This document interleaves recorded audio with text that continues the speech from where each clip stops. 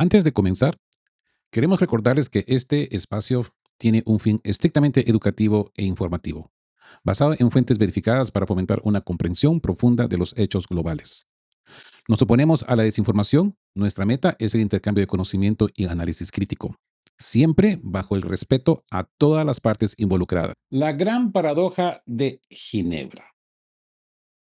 Hoy es miércoles 18 de febrero y el radar está echando chispas. Bienvenidos a De qué hablan Geo con Rodolfo. Mientras en Ginebra nos venden el teatro de la diplomacia, los números cuentan otra historia.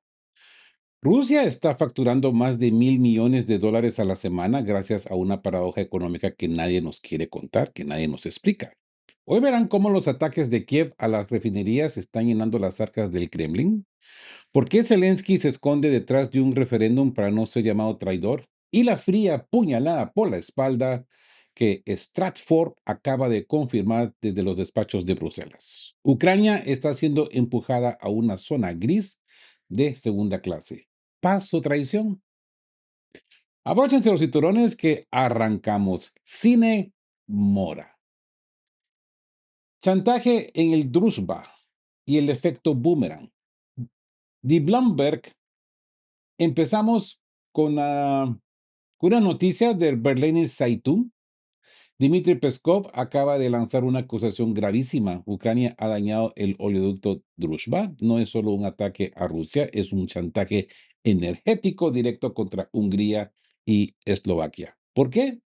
Porque Orbán y Fico se atrevieron a cuestionar a Bruselas. Kiev está cortándoles el grifo a sus propios vecinos de la Unión Europea para castigarlos políticamente. Pero aquí viene la paradoja que revela Bloomberg. Los drones ucranianos están golpeando refinerías rusas. Sí. ¿Y cuál es el resultado? Rusia, en lugar de colapsar, ha aumentado sus exportaciones de petróleo crudo. Al haber menos capacidad de refinamiento interno, Moscú está inundando el mercado global con crudo a precios mensuales más altos. Resultado, Rusia está maximizando sus ingresos gracias a los ataques ucranianos. Así que el tiro por la culata, amigos, de que hablan Geo. Zelensky y el muro de Axios contra la realidad de Stratford. Por otro lado, Zelensky ha hablado para Axios. Su mensaje es una trampa. Dice que la sociedad no le permitirá entregar el Donbass, pero que tiene otra opción, que los ucranianos sí aprueban. ¿Qué opción es esa? Un referéndum de congelación bajo la mesa. Zelensky está tratando de salvar su cuello ante un pueblo que empieza a ver cómo la promesa de la Unión Europea se desvanece. Y es que Stratford acaba de poner el clavo en el ataúd. La adhesión de Ucrania a la Unión Europea en el 2027 es un cuento de hadas. Bruselas ya está buscando opciones tibias porque saben que meter a una Ucrania en guerra y sin reformas es suicidarse económicamente. Se lo están diciendo en la cara. No vas a entrar. ¿Ok? Así pues de que antes de iniciar este análisis, cierto contexto geopolítico. Y vamos a hablar en este análisis de la paradoja energética. El atacar refinerías, producto terminado, obliga a Rusia a vender más crudo, materia prima, lo que mantiene los precios altos y llena las arcas del Kremlin. Esto, amigos de que blanqueo, es un error estratégico de manual. El chantaje como diplomacia. Hay que subrayar que atacar el Druzhba es la forma que tiene Kiev de presionar a los disidentes de la Unión Europea. Hungría es una señal de desesperación, no de fuerza. Y ahora sí, dicho esto, empecemos el análisis del día de hoy con Druzhba en llamas. ¿Sabotaje o chantaje en el corazón de Europa? Mientras en Ginebra se habla de paz, en las tuberías de Europa se libra una guerra sucia. El oleoducto Druzhba, la arteria vital que lleva petróleo ruso a Hungría y Eslovaquia, ha quedado fuera de servicio. Y aquí empieza el baile de acusaciones que el Berliner Zeitung ha puesto sobre la mesa este 18 de febrero. Dmitry Peskov ha sido tajante. Esto es un chantaje energético de Kiev. Rusia dice que Ucrania ha cortado el flujo a propósito para castigar a Budapest y Bratislava por su postura antiucraniana dentro de la Unión Europea. Básicamente, si no apoyas el envío de armas o la entrada de Ucrania en la Unión, Kiev te cierra la llave del petróleo, así de claro. La guerra de narrativas. ¿Quién apretó el botón? Pero ojo, que la versión de Kiev es distinta. El ministro de Exteriores ucraniano Andrei Sibha dice que fue un ataque ruso el que incendió la infraestructura. Que son sucios estos, ¿eh? No tienen vergüenza, ¿eh? No tienen vergüenza para mentir, ¿eh? Incluso publicó fotos de las llamas en X. Pero hay un detalle que no cuadra, amigos de que hablan geo. ¿Por qué Rusia atacaría el oleoducto que le permite cobrar millones de Hungría y Eslovaquia? Sus únicos amigos en la región. Es que no tiene lógica para nada. Como les digo, son unos descarados de lo absurdo, ¿no? Sibija incluso le dice a Orbán que abra los ojos. Es que es la diplomacia del espejo, ¿no? Yo te corto el suministro, pero te digo que fue el otro. Ah,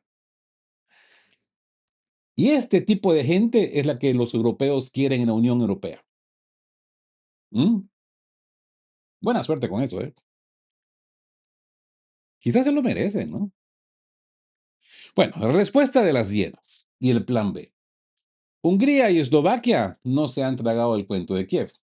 Peter Siarto, de Hungría, y Denis Sakova, de Eslovaquia, ya han enviado una carta de urgencia a Croacia. Están exigiendo usar el oleoducto del Adriático como alternativa. Saben que confiar en el tránsito a través de Ucrania en el 2026 es como confiar en un lobo para cuidar ovejas. Roberto Fico, el primer ministro eslovaco, ha ido más allá. Acusa directamente a Ucrania de usar la energía para hacer el chantaje político. Hungría y Eslovaquia se mantienen firmes, no van a dejar que seguridad energética sea una cuestión ideológica. Ya han anunciado que llevarán a la Unión Europea a los tribunales por las prohibiciones al gas ruso. Se están revelando en el bloque. Y esto nos lleva a un contexto geo. El oleoducto Druzhba, Amistad, es uno de los más largos del mundo. Irónicamente se llama Amistad, pero hoy es el epicentro de la discordia. Ucrania lo usa como el rehén geopolítico. La pinza croata. Si Hungría y Eslovaquia logran desviar el suministro por Croacia, Ucrania pierde su mayor palanca de presión sobre ellos. Por eso Kiev está tan nerviosa, ¿no? La incoherencia de la Unión Europea. Mientras Bruselas pide unidad, sus propios miembros están demandando legalmente para el suministro del gas. La grieta en la Unión Europea ya no es una grieta, yo diría, es un abismo. Es un gran barranco, ¿no? Y bueno, la paradoja del crudo. ¿Está Ucrania ayudando a las arcas rusas? ¿Eh? ¿Se han preguntado ustedes esto? Escuchen bien esto porque es una lección de economía de guerra pura. Bloomberg acaba de publicar un informe demoledor este 18 de febrero. Los ataques de drones ucranianos contra refinerías rusas están provocando, irónicamente, que Rusia exporte más petróleo crudo y gane mucho más dinero. ¿Cómo es posible?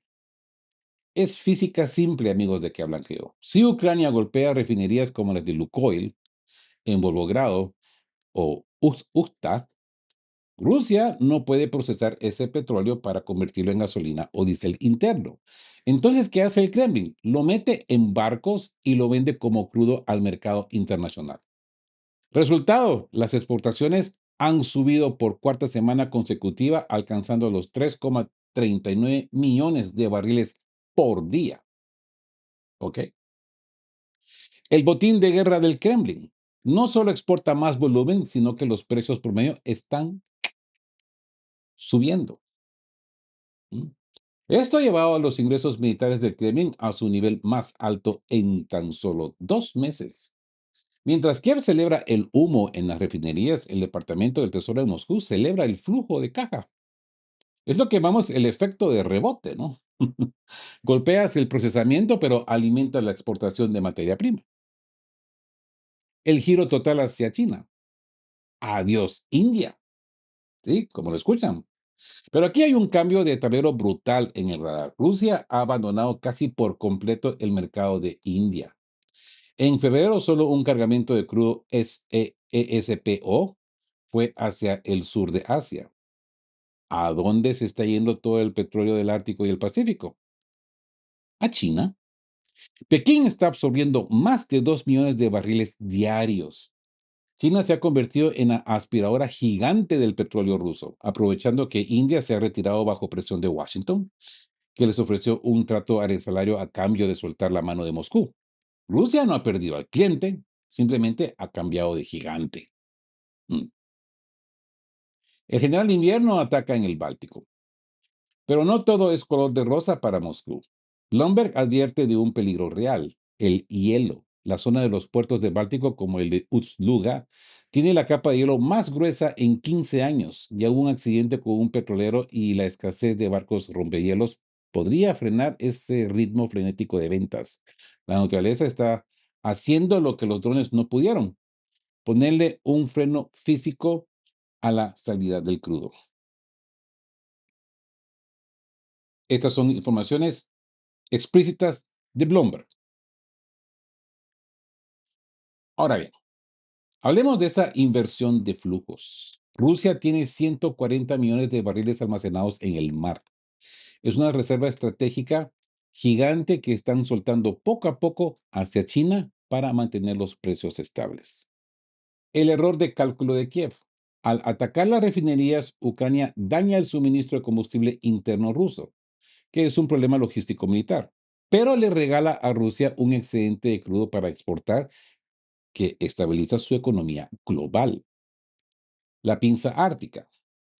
Casi todo el crudo del Ártico ahora tiene un solo destino, China. La alianza energética Pekín-Moscú es ahora podemos ver que total e irreversible. Ahora bien, hablemos del cajero automático del Kremlin. 1.090 millones a la semana. Si quieren saber por qué la economía rusa no se colapsa a pesar de los drones y las sanciones, miren esta cifra que Bloomberg acaba de confirmar. 1.090 millones de dólares por semana.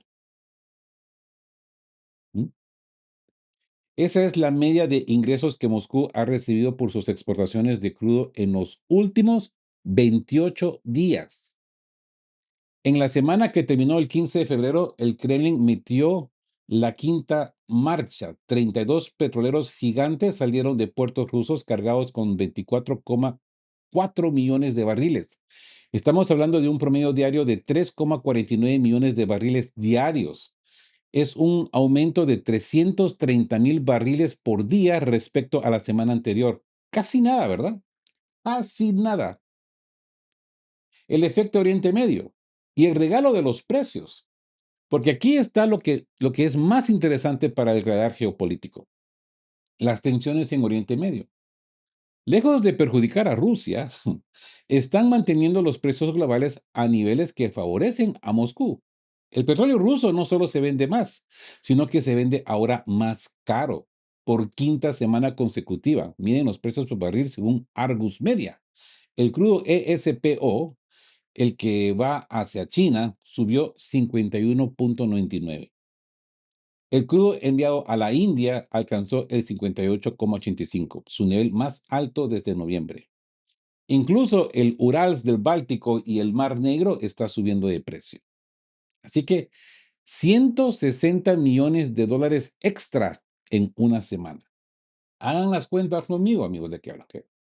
Solo en la última semana, el valor de las exportaciones subió 160 millones de dólares respecto a la semana anterior. Esto significa que cada 7 días el Kremlin tiene un excedente masivo de dinero fresco que no tenía hace un mes. ¿A dónde creen que va ese dinero? Directo, directo, derechito a la industria de defensa, a los salarios de las fábricas de tanques y a mantener el frente. Mm. A ver, ciertos aspectos geo. Inmune a las sanciones. A pesar del famoso techo de precios de Occidente, el mercado asiático, China e India está pagando lo que el mercado dicta, ¿eh? Rusia ha logrado que el valor de sus exportaciones ignore las provisiones de Washington. El puerto de Kosmino. El gran motor de este aumento es el puerto de Kosmino en el Pacífico. Es la puerta trasera de Rusia hacia el mundo, lejos del control de la OTAN en el Báltico o el Mar Negro. Y por supuesto, la resiliencia rusa. Mientras Europa sufre por el alto costo de la energía, Rusia está facturando más de $1.000 millones a la semana. La estrategia de asfixia económica ha fallado en la calculadora de Bloomberg, ¿verdad? Ahora, la flota fantasma y el juego del gato y el ratón. Bloomberg acaba de revelar cómo Rusia está moviendo sus piezas bajo el radar. No es solo que vendan petróleo, es cómo ocultan el rastro. Fíjense en este dato. Mientras las exportaciones oficiales a India parecen caer, el volumen de petróleo en barcos sin destino designado se ha disparado. Estamos hablando de 1,86 millones de barriles diarios que navegan por el mundo sin que nadie sepa dónde van a descargar. ¿Cómo lo hacen? Es una coreografía de espionaje, amigos de que habla Geo. Los petroleros declaran destinos intermedios como Puerto Said o el Canal de Suez. Pero una vez que cruzan, muchos desaparecen. Desaparecen del radar al sur de Creta. Es lo que Bloomberg llama transferencias de barco a barco, STS, encubiertas. Apagan sus señales de posición o las falsifican, una táctica llamada spoofing, para traspasar el crudo a otros buques en alta mar. Para cuando el petrolero llega a puerto, nadie puede jurar que ese petróleo es ruso. Interesante, ¿verdad? El misterio del Mediterráneo y el truco de Kazajistán. Incluso en Siria, en el puerto de Banías, el flujo es constante, aunque los barcos sean invisibles para los sistemas automáticos. Solo las imágenes satelitales confirman que el crudo sigue llegando. Pero hay un truco aún más astuto. El crudo KEPCO, por sus iniciales KEBCO, de Kazajistán. Rusia y Kazajistán mezclan sus petróleos en los mismos tubos. Como el crudo kazajo no tiene sanciones, simplemente le cambian la etiqueta y sale por los puertos rusos de Novorossiysk y Ust-Luga. Como si fuera oro líquido, ¿no? Libre de pecado. Es la mezcla perfecta. El mismo petróleo tiene diferente pasaporte, cero restricciones de precio. Contexto geo. La flota fantasma. Rusia ha comprado o ha alquilado cientos de petroleros viejos que operan fuera del sistema de seguros occidental. Esto hace que el techo de precios de la Unión Europea sea en la práctica papel mojado. El spoofing digital. La guerra también es electrónica en el mar. Falsificar la posición GPS de un petrolero de 300 metros no es solo un truco, es una declaración de soberanía tecnológica contra el control de Washington. Es el laberinto de Suez. Egipto, Puerto Said y Sudán se han vuelto nodos críticos donde el petróleo ruso cambia de identidad antes de llegar a los mercados asiáticos. Ahora, hablemos del referéndum de la desesperación. Zelensky, ¿cede o se protege? Ponga mucha atención a lo que acaba de publicar Axios este 18 de febrero. ¿Se recuerdan el día de ayer? Les dije, hay que esperar a ver qué Axios va a decir. Todo se manejó con mucho secretismo, ahí a puerta cerrada, horas de conversación en Ginebra, y se los dije, hay que esperar a ver qué Axios va a decir el día de hoy. Y aquí lo tiene. Zelensky ha soltado una bomba política. Dice que la sociedad ucraniana jamás aceptará una retirada unilateral del Donbass. Según él, si firma eso, el pueblo no solo le perdonará ni a él ni a los Estados Unidos, pero aquí viene el pero que el radar debe detectar. Ha dejado una puerta abierta. Washington propuso convertir lo que queda del Donbass bajo control de Kiev en una zona económica libre desmilitarizada, ¿no? Básicamente un limbo legal donde nadie sabe de quién es la soberanía. Zelensky dice que eso el pueblo lo rechazará en un referéndum. Sin embargo, propone su propia trampa: congelar la línea del frente actual, tal como se planea en Gerson y Zaporozhye.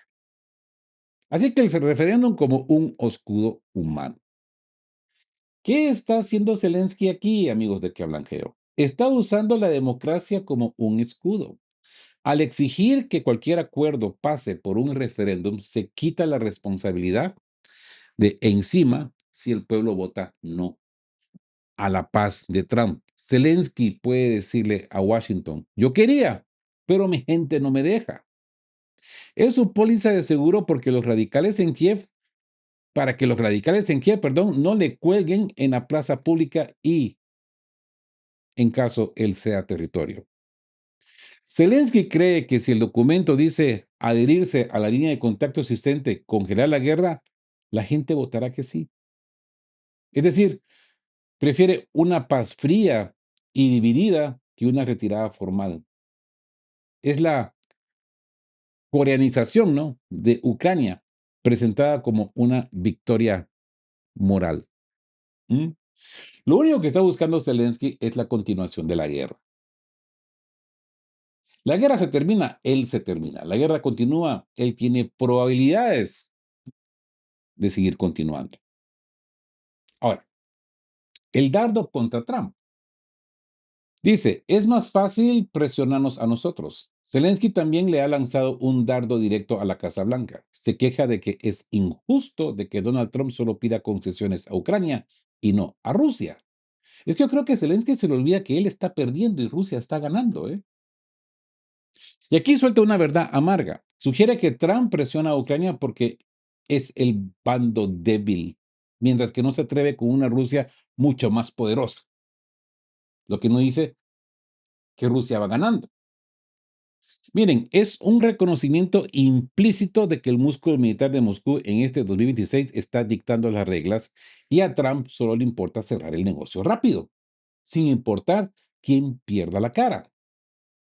Y Zelensky lo sabe. Pero el tío es buen actor, ¿eh? Es un buen comediante, ¿eh?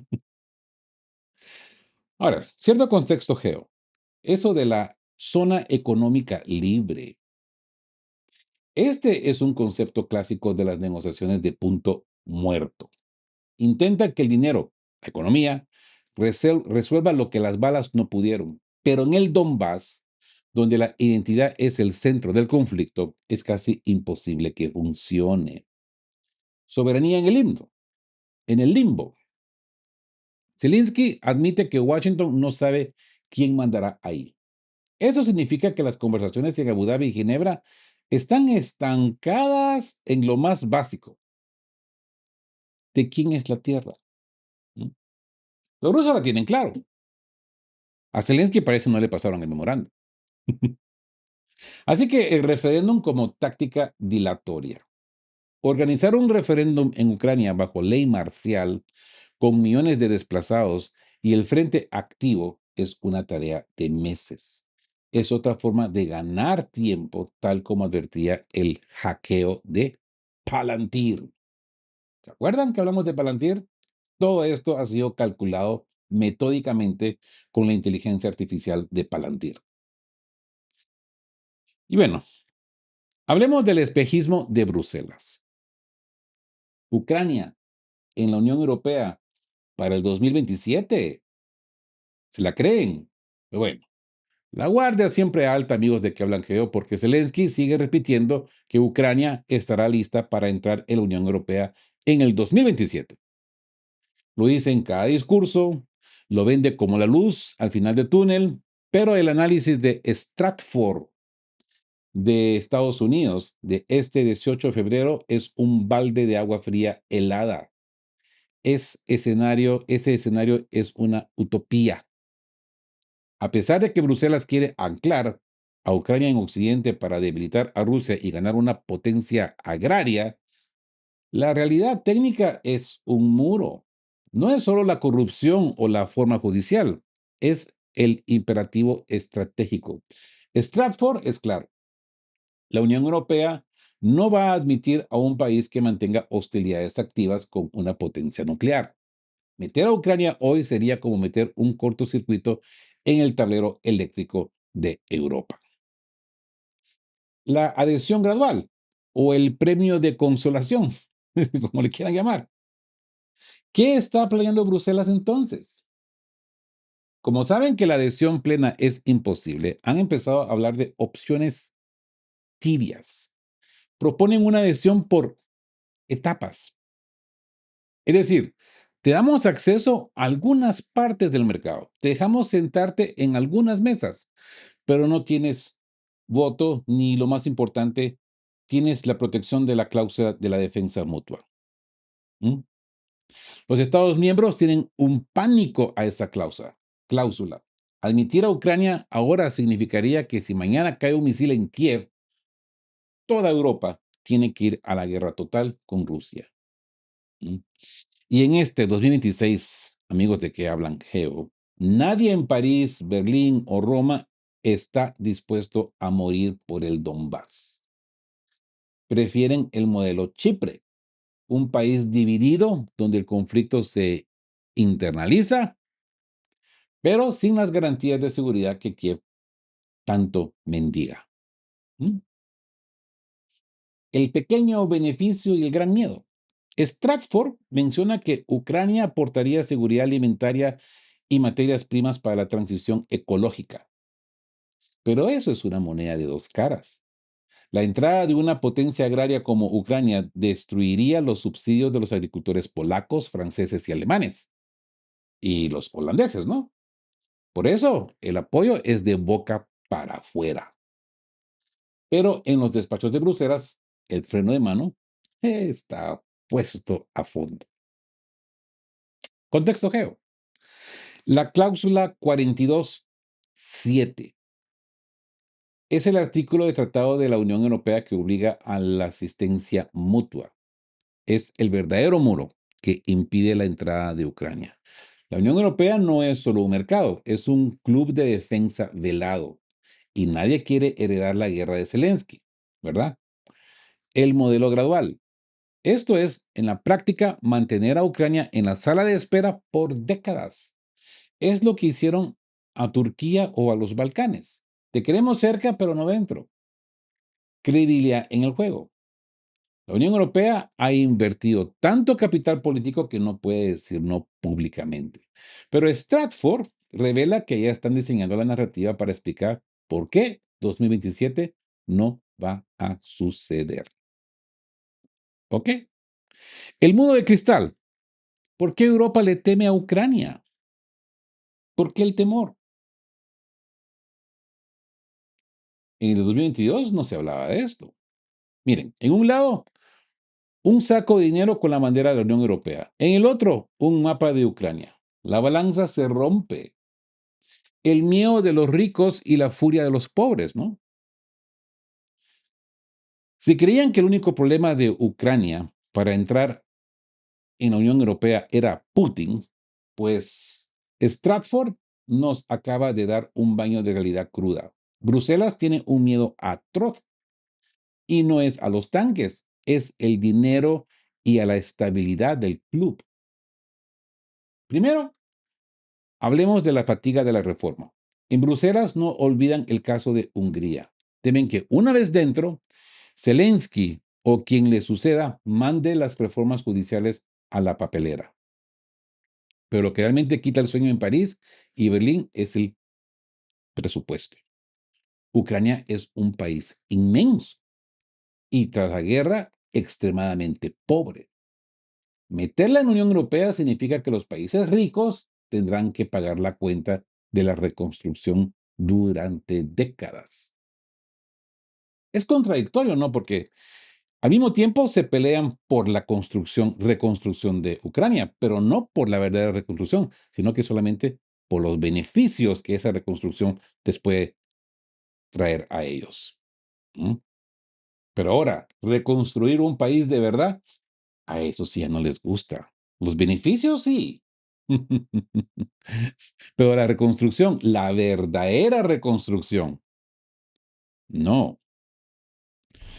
Esto es algo similar como lo que yo vi en Haití, no quiero decir nombres de compañías que ofrecieron reconstruir ciudades eh, después del terremoto de 2010 y se construyó una casa. Se construyó una casa de ejemplo y se hizo y llegó a la media internacional.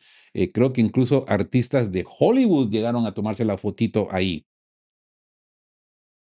¿Dónde está dónde está el complejo residencial? Hasta la fecha.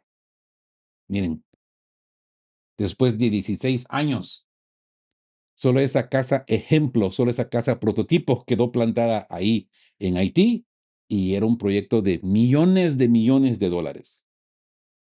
Ese tipo de proyectos se les que buscan en Ucrania. Mm, Desembolsar billones de dólares en proyectos que solamente se van a construir un prototipo, es decir, este va a ser el futuro, pero ahí llega nomás. Digo, solo digo, la guerra de agricultores y el fondo de cohesión. Ojo, que los países pobres de la Unión Europea también están temblando. Si Ucrania entra, los fondos de cohesión y los subsidios agrícolas que hoy van para Polonia, Rumanía o España, se irán directos a Kiev. Ya lo estamos viendo. Los agricultores en Francia, Polonia y España están en pie de guerra. Cuanto más cerca esté Ucrania de la Unión Europea, más tractores verán bloqueando las carreteras de Europa.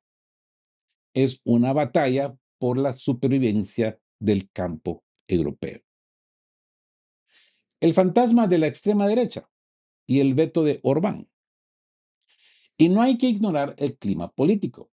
Stratford lo dice claro. Los partidos de derecha dura están ganando terreno en toda Europa con un discurso anti-inmigración.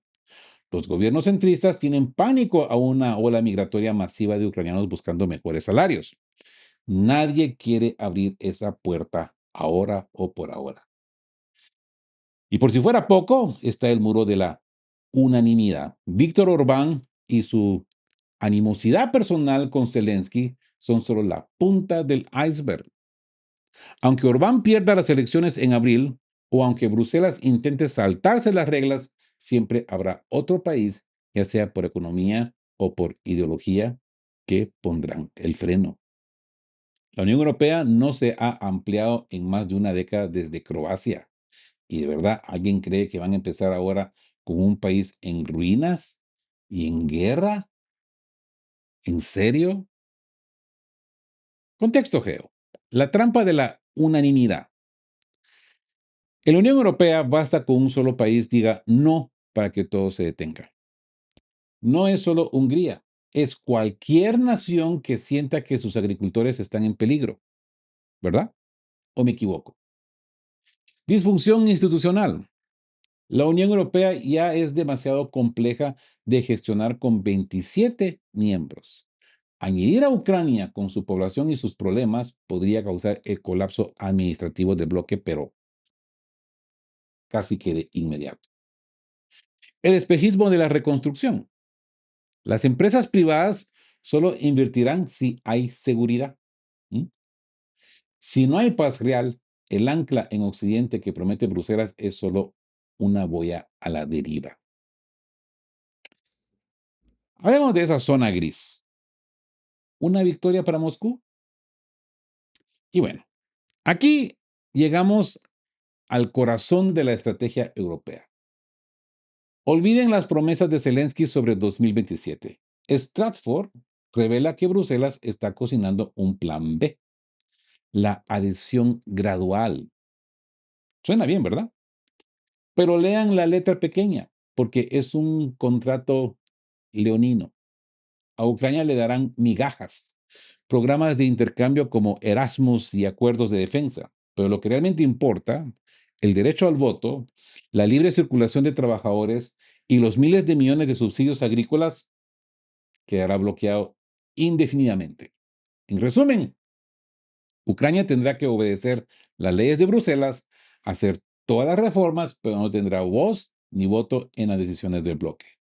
Es la definición de un país de segunda categoría. El riesgo de incertidumbre permanente. ¿Por qué hace esto Europa? Para evitar el riesgo político, no quieren reformar sus tratos ni pelearse con sus propios agricultores. Obvio, ¿no? Pero Stratford advierte de un peligro enorme.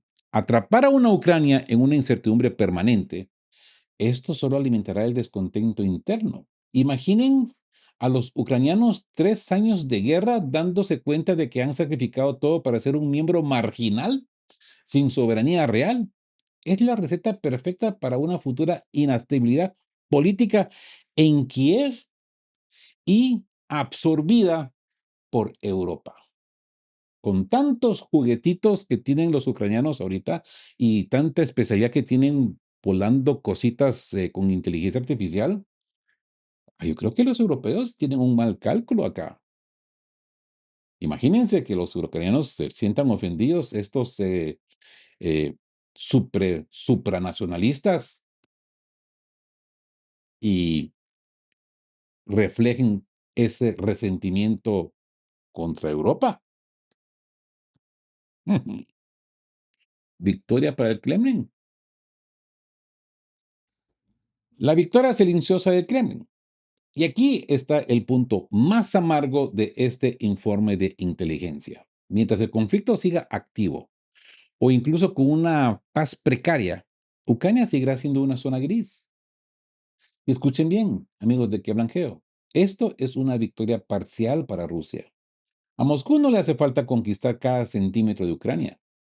Al Kremlin le basta con mantener la presión militar suficiente para que la Unión Europea nunca se atreva a admitir a Kiev.